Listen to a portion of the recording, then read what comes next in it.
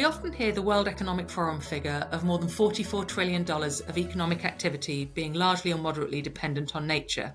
The risk is very tangible when you think about industries that are adjacent to nature. But it's not just those agricultural industries. We're also seeing stresses from nature in high-tech industries.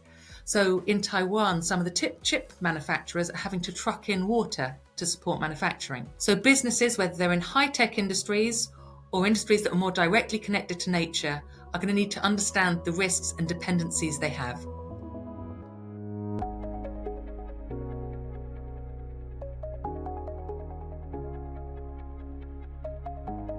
The pressures on nature are coming from a number of areas: land use change, overexploitation of natural resources, climate change, pollution, invasive species. And some of the main drivers of climate change are the use of natural resources, whether that's fossil fuels, extraction of, or clearing of forests. That, along with food production, also drives changes in land use. And then there's manufacturing, which brings risk of pollution. So you can see that there are many intersections between both climate and nature risks. Now, when we think about the physical risks resulting from nature loss or climate change, we think about them either as acute, event-driven, or chronic, which is where natural ecosystems or climate systems cease to function properly. So businesses need to understand how changes to policy, changes in consumer preference, or changes in market are going to lead to changes of nature or climate that could impact their business. Because a failure to impact any of these changes could lead to financial loss and potentially lead to the risk of stranded assets if certain assets become unprofitable in the new environment. And finally, I think it's worth pointing out that organisations cannot ignore the risks to reputation and liability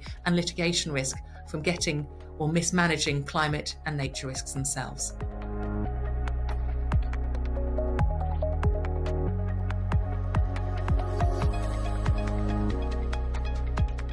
Businesses need to start to assess the risk. For both climate and nature, we tend to think about double materiality. So we think about what's the impact your business is having on nature or the climate, and how could changes in climate or loss of nature impact you. And as businesses start to assess these risks and dependencies, they can start to think about how to manage both the transition risk, how their business systems need to change, and the physical risk, the consequences on their assets and their products of changes. When it comes to nature in particular, there's a perception that there isn't enough data out there. However, I joined a number of the COP15 sessions virtually, and especially focused on those that were looking and discussing data. Now, there was a very strong sentiment that much of the data that's required does exist, and that the challenge was actually about prioritising which data to consider and also having the skills available within businesses to interpret it. Sticking with nature, and much like the climate change initiatives of COP27, the private sector is going to be fundamental to the success of the framework that was agreed at COP15. So I think we can expect the TNFD, the Task Force for Nature-Related Financial Disclosure, the companion of the TCFD,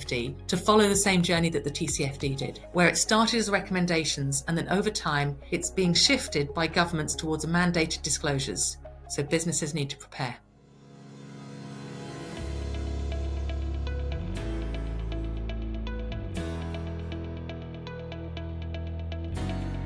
To support clients on their climate journeys, we've been working with Resilience, an offshoot of the Cambridge Centre for Risk Studies, and using their climate resilience platform. It provides business insight that enables CFOs, sustainability risk professionals to view multiple scenarios to mitigate the financial impacts of tomorrow while taking advantages of any opportunities today. And they're building companion capability for nature, allowing companies to make a double materiality assessment over various scenarios.